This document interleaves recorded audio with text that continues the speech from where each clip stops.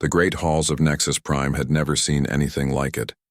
Elder Vorthak walked slowly through the marble corridors, his ancient feet making soft sounds on the polished floor. Behind him, 2 other Catherian elders followed in silence. They had not spoken to the Galactic Council in over 300 years. Today was different. The council chamber was huge, with seats for representatives from 47 different alien species. The Zephyrians sat in their golden chairs looking proud and important. The Vraxians whispered among themselves about trade deals and profit margins. The Altarians kept their heads down, as they always did when the council met.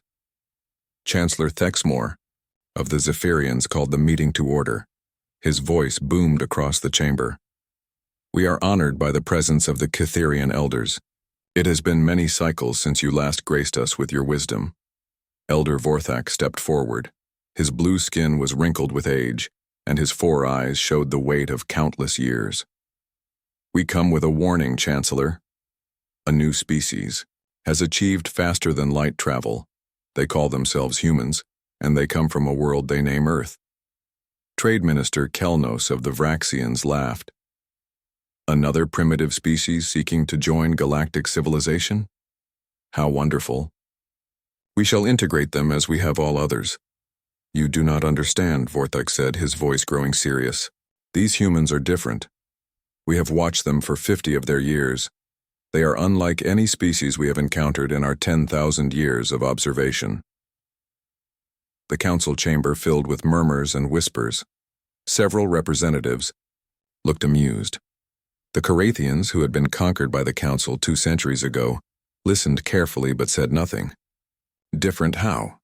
asked Chancellor Thexmore, leaning forward in his chair. Vorthak's 4 eyes fixed on the Chancellor. "They do not accept limitations. When their scientists said something was impossible, they proved them wrong. When their leaders said a goal could not be reached, they found new ways to reach it. They have fought wars among themselves for thousands of years, yet they continue to grow stronger, not weaker." Minister Kelnos waved a dismissive hand. "All young species have conflicts. They will learn to accept galactic order, as all others have. Their conflicts are not like ours," Vorthak continued. "They do not fight for territory or resources alone. They fight for ideas, for beliefs, for the right to choose their own path.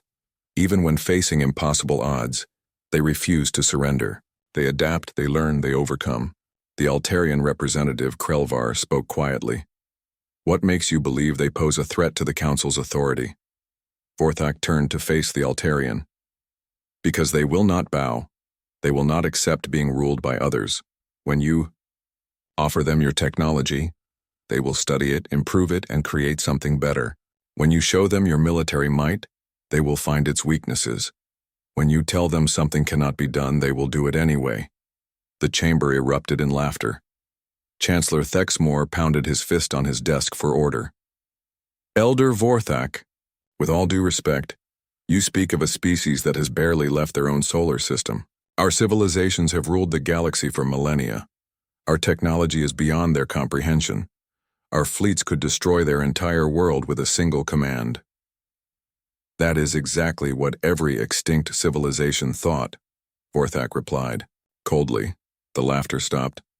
Vorthak continued. "We have seen the patterns before. Long ago, there was another species like these humans. They called themselves the Architects. They too refused to accept limitations. They too adapted and overcame every challenge. In the end, they transcended physical existence entirely, leaving behind only ruins that we still cannot understand." "Ancient history," scoffed Minister Kelnos. "Even if such beings existed, these humans are clearly primitive by comparison." "Are they?" Vorthak asked. "They achieved nuclear fusion while still confined to their planet. They created artificial intelligence before they conquered their own diseases. They built computers more powerful than our oldest systems using materials we consider worthless. They reached their moon using chemical rockets that should not have worked." A young Vraxian aide whispered something to Minister Kelnos, who nodded. "Our scouts report that a human vessel has entered the edge of their solar system. Shall we make contact?" "Yes," said Chancellor Thexmore, Let us see these remarkable humans for ourselves. Surely they will be as impressed by our superiority as every other species has been. Elder Vorthak closed his 4 eyes slowly. You will not listen to our warning. Very well. But remember this day when your certainty becomes your downfall. Far from the grand halls of Nexus Prime, Captain Jake Morrison sat in the command chair of the UES Discovery. The stars around him looked different than they did from Earth. Bigger, brighter, more alive. Captain, called out his communications. Officer, we're picking up an unknown signal. It's definitely artificial. Jake straightened in his chair. First contact protocol, everyone. This is what we trained for. The bridge crew moved with practiced efficiency. They had drilled for this moment 100 times, but nothing could prepare them for the real thing. On the main screen, a sleek alien vessel appeared, twice the size of the Discovery. They're hailing us, reported the communications officer. On screen. The face that appeared was tall and thin with silver skin and large black eyes. When it spoke, the universal translator kicked in. Greetings, unknown vessel. I am Commander Zixtal of the Galactic Council patrol ship Harmony. You have entered regulated space. Please identify yourselves. Jake stood up and straightened his uniform. I am Captain Jake Morrison of the United Earth ship Discovery. We come in peace, seeking knowledge and friendship among the stars. Commander Zixtal looked surprised. Earth? We have no record of this world in our databases. Are you a colony ship from one of the member worlds? No, Commander. We are representatives of humanity, from the planet Earth in the Sol system. This is our first contact with galactic civilization. The alien's eyes widened. A new species? This is unexpected. Please follow us to Nexus Prime. The Council will wish to meet with you immediately. As the Discovery changed course to follow the alien ship, Jake felt a mix of excitement and worry. Humanity was about to take its first steps into a larger universe. He just hoped they were ready for what they would find. Behind them, Earth continued, its steady rotation, unaware that everything was about to change. The Council expected another primitive species to bow before their might. Elder Vorthak knew better. And somewhere in the vast galaxy, the ruins of the architects waited silently, holding secrets that might soon become very important indeed. 3 months had passed since Captain Jake Morrison first shook hands with an alien being. Now, Ambassador Lisa Carter stood at the viewing port of the transport ship watching Nexus Prime grow larger ahead of them. The massive space station was beautiful, with gleaming towers and spinning rings that caught the light of nearby stars. Impressive, isn't it? Said Colonel Ryan Hayes, joining her at the window. The military advisor was a tall man with gray hair and sharp eyes that missed nothing. Very impressive, Lisa agreed. But I notice their defensive systems are all pointing outward. They're not expecting trouble from within. Dr. Amanda Price looked up from her tablet computer. The scientist had been studying alien technology reports for weeks. Their energy distribution is inefficient too. Those power conduits are running at maybe 60% capacity. Helen Ross, their economic advisor, shook her head. More concerning is their trade structure. Every agreement I've read puts new species at a severe disadvantage. They call it integration assistance, but it looks like economic slavery to me. The transport docked with a soft bump. Lisa straightened her dark blue diplomatic uniform and checked her appearance one last time. Remember, everyone, we're here to learn and make friends, but we're not here to bow down to anyone. The airlock opened, revealing a delegation of alien officials. Chancellor Thexmore stood at the front, his golden robes glittering under the station lights. Behind him, Minister Kelno smiled with too many teeth. Welcome to Nexus Prime, Ambassador Carter, the Chancellor said through his translator. We are honored to meet representatives of Earth, was it?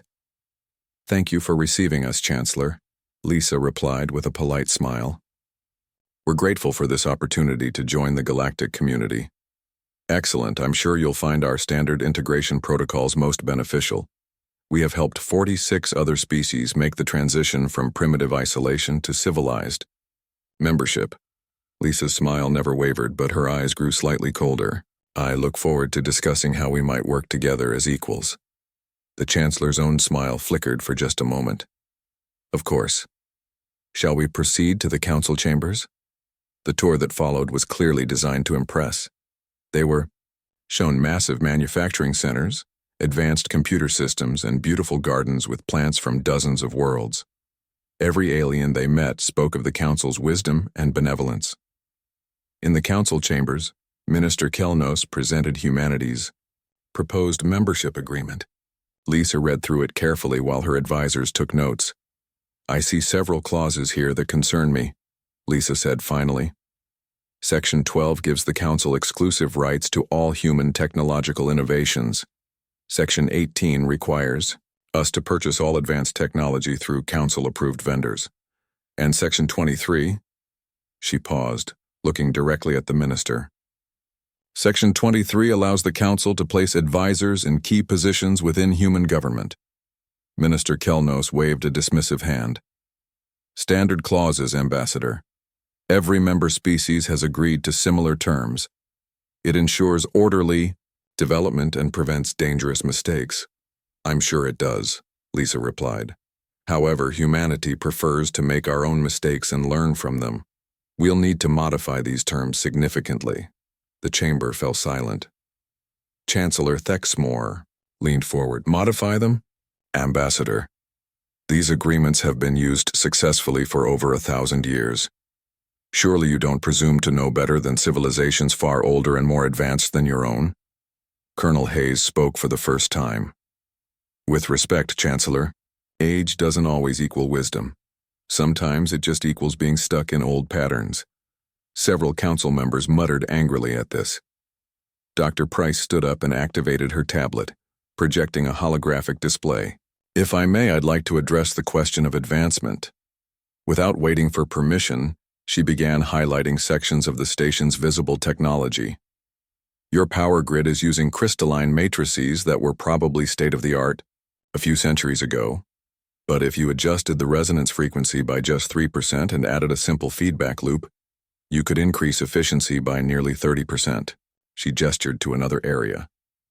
Your navigation computers are running calculations using algorithms that Earth mathematicians proved inefficient over 50 years ago. We could show you several better methods.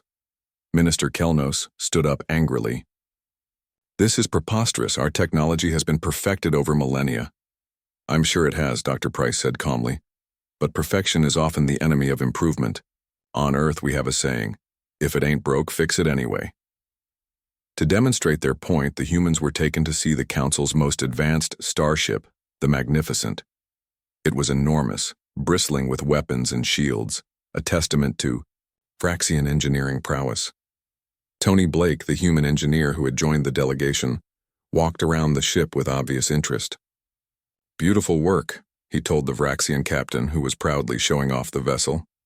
Though I notice a few things that might cause problems. Problems? The captain asked stiffly. Tony pointed to the engine assembly. Those exhaust ports are creating unnecessary turbulence. You're losing about 12% thrust efficiency, and the power coupling system has too many junction points. One battle hit in the wrong place could cascade into total system failure. He gestured to the weapon arrays. The energy distribution network is elegant, but it's also predictable. An enemy who understands your firing patterns could probably overload your entire defensive grid with a few well-placed shots. The Vraxian captain's face turned an interesting shade of purple. Our ships have been victorious in hundreds of battles. I'm sure they have, Tony said cheerfully, against enemies using similar technology and tactics. But what happens when someone tries something completely different? That evening, the human delegation met in their assigned quarters. Helen Ross spread trade agreements across the table, while Dr. Price worked on her laptop. It's worse than I thought, Helen said. Every species that's joined the Council has been systematically stripped of economic independence. They provide raw materials and cheap labor while the core worlds control all advanced manufacturing. The technology gap isn't as big as they pretend either, Dr. Price added. They're more advanced, yes, but not impossibly so. In some areas, we're actually ahead of them. Colonel Hayes looked thoughtful. Their military doctrine is completely predictable. They've been fighting the same way for so long that they've forgotten there are other approaches. Lisa nodded. So, the question is, do we play along with their system, or do we chart our own course? You know the answer to that, Ryan said. We didn't come this far to become anyone's junior partners. Back on Earth, Admiral Kate Sullivan was having a similar conversation with General Chris Murphy. They were studying every piece of information the diplomatic mission had sent back. Look at this fleet deployment, Kate said, pointing to a star chart. They have massive ships concentrated at a few key points. Classic hub and spoke defense. It looks impressive, but it's inflexible. Their ground forces are the same way, Chris added. Heavy armor, overwhelming firepower, but no adaptability. They fight like they're still using swords and shields, just with energy weapons. The question is, Kate said quietly, what do we do when they realize we're not going to follow their rules? On Nexus Prime, Elder Vorthak watched the human delegation from a distance. He had tried to warn the council, but they hadn't listened. Now he could see the patterns beginning, just as they had thousands of years ago with the architects. The humans weren't impressed by galactic civilization. They were studying it, analyzing it, finding its weaknesses. In 3 short months, they had identified flaws that the council had ignored for centuries. Vorthak sighed, a sound like wind through ancient leaves. The galaxy was about to change, whether the council wanted it to or not. He just hoped that this time the change wouldn't end in the complete disappearance of an entire species. In her quarters, Lisa Carter finished her report to Earth. Tomorrow, she would give the council her response to their membership offer. She had a feeling they weren't going to like it, but that was their problem, not humanity's. 6 months after the diplomatic meeting, human ships began appearing in places the Galactic Council never expected them. Captain Steve Brooks guided his cargo vessel Liberty through the busy traffic around Vraxian Prime, the most important trading hub in 3 sectors. Control tower to human vessel, came the irritated voice over the radio. You are not following standard approach vectors. Steve grinned at his crew. Control tower, this is Captain Brooks. We're taking the most efficient route to Dock 7. Our computers show this path saves 43 minutes. That vector is not approved. Return to standard approach pattern immediately. Negative, Control. Our path doesn't conflict with any other traffic, and we're well within safety margins. Liberty out. The Vraxian controller sputtered with rage, but there was nothing he could do. The humans were technically following all safety rules, just not the way everyone else did it. In the cargo bay, engineer Maria Santos finished checking their latest delivery. Everything's secure, Captain. The Altarians are going to love these. Medical supplies. Good, Steve said. How's our modified drive system holding up? Better than expected. We're getting 20% more speed than any council ship this size. The Vraxians keep asking how we do it, but their engineers can't figure it out. What the Vraxians didn't understand was that humans approached problems differently. Where alien engineers followed established procedures, humans asked, what if we tried this instead? Their modifications shouldn't have worked according to galactic physics, but they worked anyway. Dr. Amy Foster was having similar success in the research stations orbiting Nexus Prime. Her latest paper on quantum mechanics had caused quite a stir in the scientific community. Dr. Foster, said her Zephyrian colleague, your calculations suggest that our fundamental understanding of subspace physics is incorrect. Amy looked up from her computer screen. Not incorrect, just incomplete. You've been thinking about subspace as a separate dimension, but it's actually more like a fold in our own space-time. Once you understand that, a lot of new possibilities open up. But our greatest scientists have studied these principles for thousands of years, and they did excellent work with the tools and knowledge they had, Amy said kindly. But sometimes fresh eyes see things that experience misses. On Earth, some of our biggest breakthroughs came from people who didn't know something was supposed to be impossible. Her work was already leading to new technologies that made existing galactic tools look outdated. Human scientists were taking fundamental galactic theories and pushing them in directions no one had ever considered. Meanwhile, the political situation was getting more complicated. The Zephyrians had decided that human trade activities were becoming too disruptive to established commerce patterns. These humans are violating the natural order of galactic trade, Chancellor Thexmore declared in an emergency council session. They refuse to use approved shipping routes, they undercut established prices, and they're encouraging other species to question long-standing agreements. Minister Kelnos nodded angrily. 3 minor species have already requested modifications to their trade contracts, citing the human example. If this continues, our entire economic structure could collapse. Then we must take action, the Chancellor said. Deploy patrol ships to block human access to the primary trade routes. Force them to comply with standard procedures.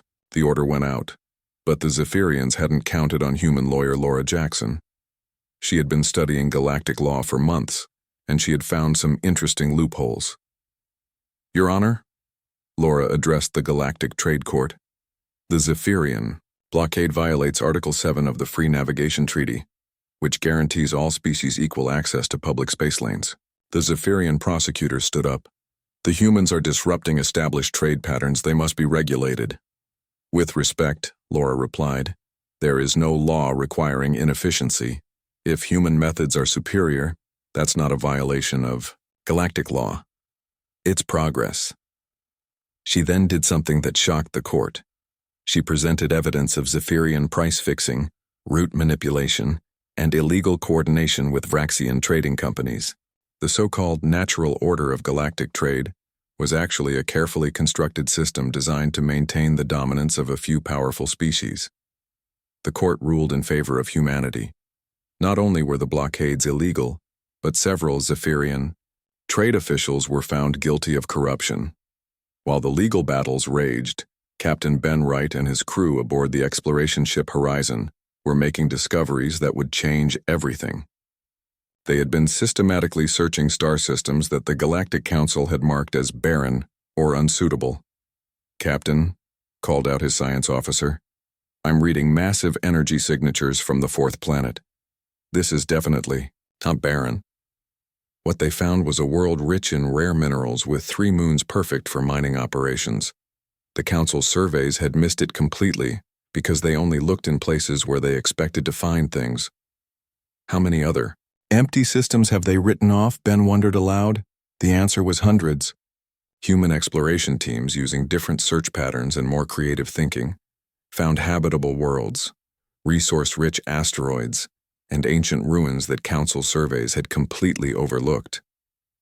Each discovery made humanity more independent and more valuable as an ally to other species. The Carathians quietly began trading with human companies instead of going through Vraxian middlemen. The Altarians started using human shipping services because they were faster and cheaper. Economic advisor Karen Phillips was getting rich, but not in the way the Council expected. Instead of accepting junior partner status in existing trade networks, she had created an entirely new system based on direct cooperation between species. The secret, she explained to a gathering of minor species representatives, is that you don't need the Council's permission to trade freely. Galactic law actually supports free commerce. They just made it so complicated that no one bothered to challenge it. Her new trading posts quickly became popular stopping points for ships from dozens of species. They offered fair prices, honest dealing, and repair services that were often better than what the major worlds provided. Elder Vorthak watched these developments with growing alarm. He had tried to warn the Council, but they had dismissed his concerns. Now the patterns were accelerating beyond even his expectations. You must speak with them again, urged Elder Tissanar, one of his advisors. The humans are changing everything too quickly. The Council will react with violence. I know, Vorthak replied sadly, but they will not listen until it is too late. The humans are following the same path as the architects, but much faster. That night, Vorthak did something he had not done in centuries. He sent a private message to Ambassador Lisa Carter, requesting a secret meeting. Lisa received the message, while reviewing reports from human activities across the galaxy. Every day brought news of new successes, new discoveries, new species asking for human assistance or partnership. We're growing too fast, Colonel Hayes warned her. The Council is getting nervous. Our intelligence sources say they're discussing military action. Let them discuss, Lisa said calmly. Earth is ready for whatever they try. Back on Earth, Admiral Kate Sullivan was putting the finishing touches on humanity's defense plans. The alien technology they had studied, combined with human ingenuity, had led to some very interesting developments. How many ships can we field, if necessary? Asked General Chris Murphy. 50 combat vessels fully equipped with our new defensive systems, Kate replied. Not many compared to Council fleets, but they'll be surprised by our capabilities. And if they decide to try overwhelming force? Kate smiled grimly. Then they'll discover that humans are very good at fighting dirty. The galaxy was changing, whether the Council liked it or not. Humanity had proven that the old ways weren't the only ways, and other species were starting to believe they could choose their own paths too. The question now wasn't whether there would be a confrontation. The question was when it would come, and whether the Council would be smart enough to accept the new reality or foolish enough to fight it. Either way, the humans were ready.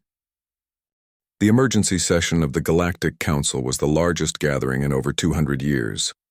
Representatives from all 47 member species filled the great chamber, their voices creating a buzz of worried conversation. Chancellor Thexmore called for order with unusual force. Fellow Council members, we face an unprecedented crisis. The human disruption of galactic order has reached dangerous levels. He activated a holographic display showing trade routes throughout the galaxy. In 8 months, human activities have caused a 30% drop in approved shipping traffic. 12 species have requested modifications to their Council agreements. The Altarian Liberation Front has openly declared independence from Council oversight. Minister Kelnos stood up, his face dark with anger. They cite the human example as proof that freedom from Council guidance is possible. This cannot be allowed to continue. In the Altarian section, Krelvar rose to speak. For centuries, his people had been silent in Council meetings, accepting whatever decisions were made for them. Today was different. Chancellor Thexmore, Krelvar said, his voice carrying clearly through the chamber. My people have served the Council faithfully for 300 years. We have provided raw materials at fixed prices, accepted Council advisors in our government, and followed every regulation imposed upon us. He paused, looking around the chamber. But the humans have shown us something we had forgotten. They have shown us that cooperation does not require surrender of independence. They treat us as equals, not as servants. The chamber erupted in angry voices. Council security moved closer to the Altarian delegation, but Krelvar continued speaking. We formally withdraw from all Council oversight agreements. The Altarian worlds are now free and independent, open to trade and cooperation with any species that treats us with respect. Chancellor Thexmore's face turned purple with rage. This is rebellion. The Council has spent centuries bringing order to this galaxy. We will not allow primitive thinking to destroy everything we have built. He turned to the military advisors standing behind him. Prepare enforcement protocols. Any species that follows the Altarian example will face immediate sanctions. But the damage was already done. The Carathians quietly filed a formal notice of independence the next day. The Deltarians followed within a week. By the end of the month, 17 species had declared themselves free from Council control. Ambassador Lisa Carter received the news while meeting with President Richard Stone via secure communication link. The president's face on the screen looked tired but determined. How bad is it going to get, Lisa? He asked. Bad, Mr. President. The Council is losing control, and they're not handling it well. Our intelligence sources say they're considering military action. Against us? Against anyone who challenges their authority. We've become the symbol of resistance, even though we never intended to be. President Stone nodded grimly. Admiral Sullivan says our defenses are ready. What about our people in Council space? Most human civilians have already been evacuated to neutral zones. Our diplomatic staff and essential personnel are staying, but they know the risks. The crisis escalated when Vraxian warships surrounded the human colony on Kepler Station. Admiral Zorthmar, commanding the Vraxian fleet, sent a message to the station. By order of the Galactic Council, all human activities in this sector must cease immediately. You have 1 hour to comply with comprehensive integration protocols or face the consequences. Captain Jake Morrison, now commanding the orbital defense platform, sent back a simple reply: no. The Vraxian admiral couldn't believe what he was hearing. Did they just refuse a direct order from the council? Yes, sir, his communications officer confirmed. They also sent this additional message: if you want a fight, we'll give you one. But remember, you started it. Admiral Zorthmar had fought dozens of battles against rebellious species. He had always won easily, using overwhelming force against opponents who fought exactly the way he expected them to. These humans would be no different. He was very wrong. Admiral Kate Sullivan arrived with the human defense fleet exactly 18 minutes before the Vraxian deadline expired. Her force was smaller than the enemy fleet, with ships that looked almost insignificant compared to the massive Vraxian battleships. This is Admiral Sullivan of the United Earth Defense Force. Her voice came over all communication channels. You are threatening human civilians. Withdraw immediately or face the consequences. Admiral Zorthmar laughed. Little human admiral, you have 12 ships. I have 37. Your vessels are half the size of mine. Do you really think you can challenge the might of the Vraxian fleet? I think you're about to find out. The battle that followed changed everything the galaxy thought it knew about space combat. The Vraxians attacked in the traditional way, forming a battle line and advancing with overwhelming firepower. It was a tactic that had worked for 1,000 years. Captain Jake Morrison and his crew had studied every Vraxian battle on record. They knew exactly what the enemy would do, and they were ready for it. The human ships didn't form a battle line. Instead, they scattered in all directions, moving in unpredictable patterns that made them nearly impossible to target. Their smaller size, which the Vraxians saw as a weakness, became their greatest advantage. They're not fighting properly, Admiral Zorthmar shouted as human ships darted between his vessels like angry hornets. Why won't they hold formation and fight like civilized beings? Colonel Ryan Hayes, coordinating the battle from the command ship, smiled grimly. Because we didn't read their rulebook. The human ships used hit-and-run tactics, electronic warfare, and pure tactical creativity. They turned the Vraxians' own size against them, using the massive enemy ships as cover and making it impossible for the Vraxians to use their superior firepower effectively. Even worse, the human weapons were targeting specific systems instead of trying to destroy entire ships. Vraxian vessels found their engines disabled, their communications jammed, their weapon systems overloaded by feedback pulses that shouldn't have been possible. How are they doing this? Demanded Admiral Zorthmar as his flagship's main guns went offline for the 3rd time. His chief engineer looked terrified. Sir, they're using our own power grid against us. Somehow they've found a way to make our weapons overload themselves. In 18 minutes, the mighty Vraxian fleet was scattered in complete disorder. Not a single human ship had been destroyed, while every Vraxian vessel was either disabled or fleeing in panic. Admiral Zorthmar's flagship limped away with half its systems offline, sending a message that would shock the entire galaxy. The humans have defeated us. They fight like nothing we have ever seen. Request immediate reinforcements. The news spread through galactic space faster than any ship could travel. The Vraxian fleet, terror of 3 sectors, had been beaten by a handful of human vessels using tactics no one had ever imagined. Elder Vorthak watched the reports with a mixture of admiration and dread. The humans were following the same pattern as the architects, but much faster than he had expected. At this rate, they would surpass galactic civilization within decades, not centuries. He sent another message to Ambassador Carter. We must meet immediately. The Council will not accept this defeat. They are planning to use weapons that have not been deployed in over 1,000 years. Lisa read the message with growing alarm.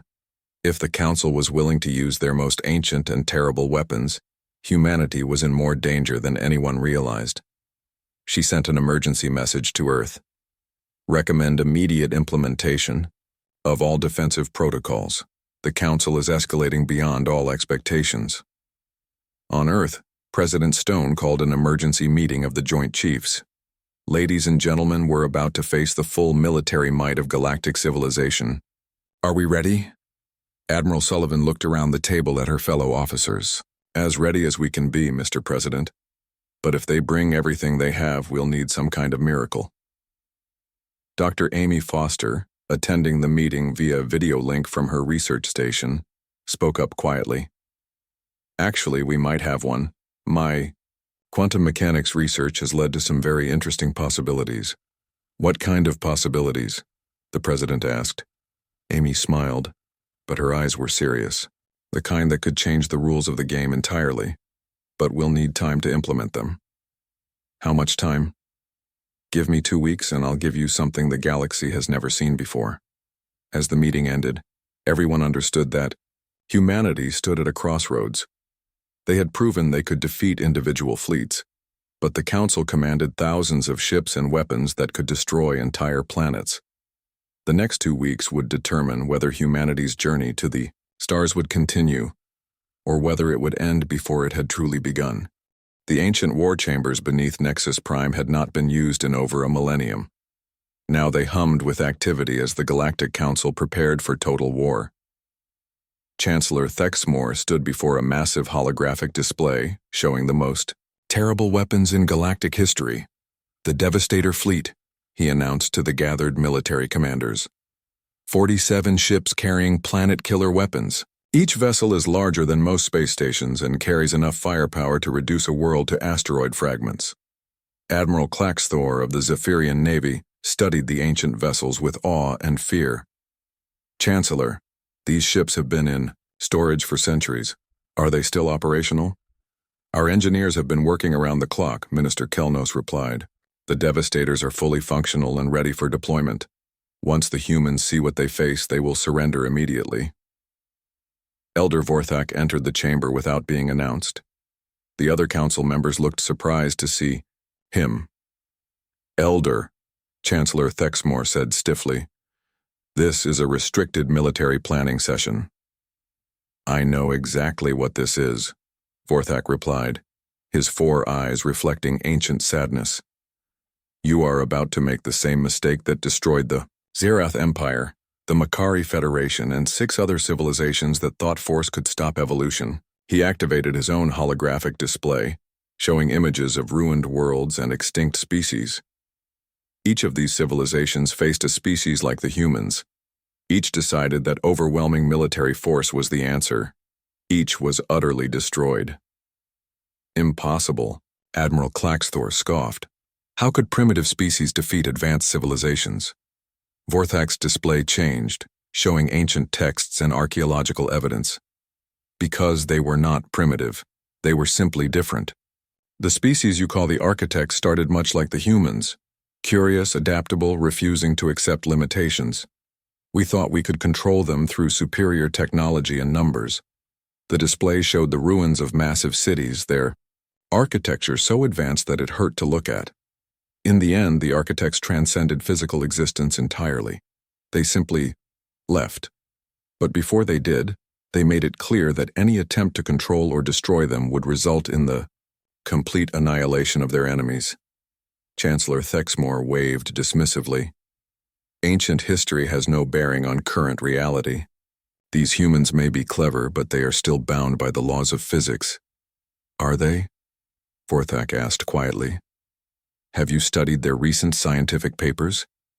Dr. Amy Foster has proposed theories that would revolutionize our understanding of space and time. Engineer Tony Blake has created technologies that work despite violating our most basic principles. But the Council had already made their decision.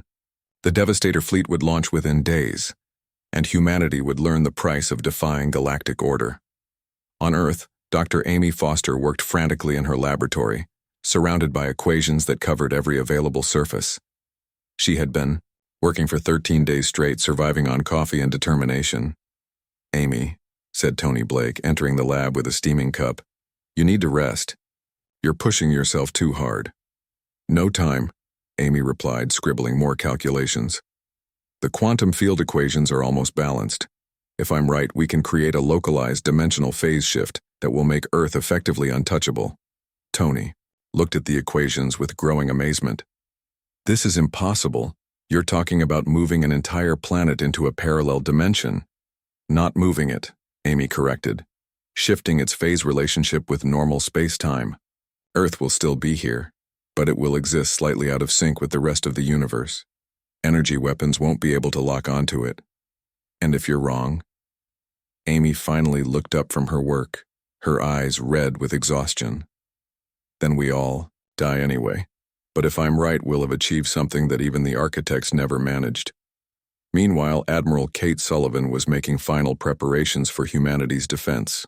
The fleet was pitifully small compared to what was coming, but every ship carried the most advanced technology human ingenuity could create. Final count, Admiral, reported Captain Jake Morrison. 63 combat vessels, all equipped with the new defensive systems. Not much against a devastator fleet. It'll have to be enough, Kate replied. How's the evacuation proceeding? All non-essential personnel have been moved to secure locations. Earth's orbital stations are operating, with skeleton crews only. Kate nodded grimly. In 3 days, the most powerful weapons in galactic history would arrive at Earth. Humanity's survival depended on the work of one exhausted scientist and the courage of a few dozen ship crews. The Devastator fleet emerged from hyperspace at TIZ, the edge of the Sol system, like a wall of metal and death. Each ship was kilometers long, bristling with weapons that could crack planets. Admiral Claxthor stood on the bridge of the flagship Annihilator, looking at the small blue-green world that had caused so much trouble. All ships, report status, he commanded. Devastator fleet ready for planetary bombardment, came the reply, from 46 ship captains. Targeting systems locked onto the planet Earth. Admiral Claxthor opened a communication channel to Earth. Humans of planet Earth, this is Admiral Claxthor of the Galactic Council Devastator Fleet. You have defied Council authority for the last time. Surrender immediately and submit to comprehensive integration, or watch your world burn. The reply came from Admiral Sullivan aboard the UES Defiant. Admiral Claxthor, this is Admiral Kate Sullivan. We offered you friendship, trade, and cooperation. You chose war instead. Now you get to live with the consequences. Consequences? Admiral Claxthor laughed. You have 60 ships against our 47 devastators. Each of our vessels could destroy your entire fleet single-handedly. Maybe, Kate replied calmly. But you're not fighting our fleet. You're fighting human ingenuity. Good luck with that. Admiral Claxthor was tired of human arrogance. All ships open fire, destroy the human fleet, then reduce their planet to rubble. The Devastator fleet unleashed enough firepower to sterilize a dozen worlds. Energy beams capable of melting mountains lanced out toward the human ships and the planet behind them, and missed. Every shot passed harmlessly through empty space, where targets had been just moments before. The human fleet was still visible on all sensors, but the weapons couldn't lock onto them. Even worse, Earth itself seemed to flicker in and out of existence. What's happening? Admiral Claxthor demanded. Why aren't our weapons hitting anything? His science officer stared at his instruments in confusion. Sir, the targets are there, but they're not there.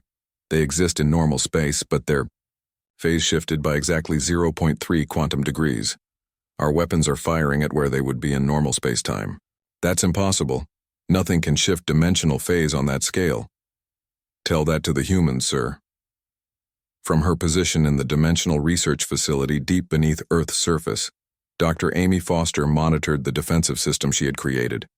The quantum field generators were working perfectly, keeping Earth and the human fleet slightly out of phase with normal reality. How long can we maintain this? Asked President Stone, who had joined her in the facility. Indefinitely, Amy replied with exhausted satisfaction. The system is self-sustaining. As long as those generators keep running, we're untouchable. Above them, Admiral Sullivan's voice echoed across every communication channel in the galaxy. This is Admiral Kate Sullivan of the United Earth Defense Force, broadcasting on all frequencies. For months, the Galactic Council has tried to force humanity into submission. They demanded we bow to their authority, accept their limitations, and surrender our independence. Her words reached every ship, every space station, every world within 50 light years.